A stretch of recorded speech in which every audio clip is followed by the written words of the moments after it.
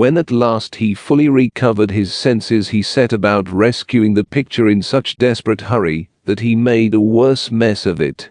He rubbed the picture so hard with a cloth that he peeled off thin strips of filmy coating from its surface.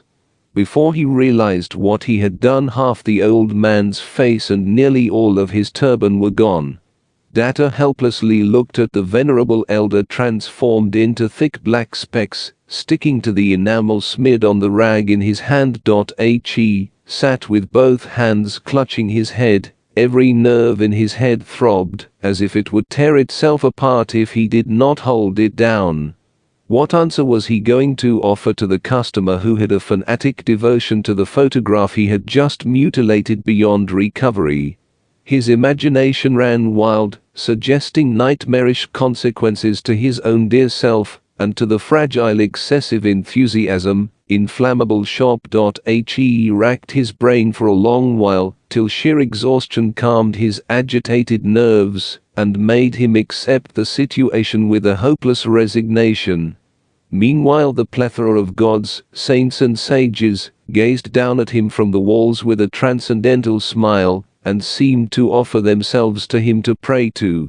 With a fervent appeal in his heart he stared at them. In his state of mind, it did not register for quite a while that a particular photograph of a person on the wall had held his attention rather more than it was qualified to do.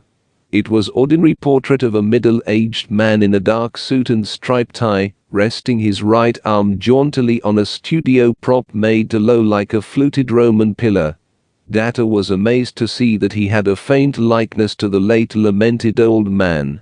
The more he gazed at the face, the more convincing it appeared to him. But he dismissed the odd resemblance he saw as one of those tricks of thoroughly fagged-out mind.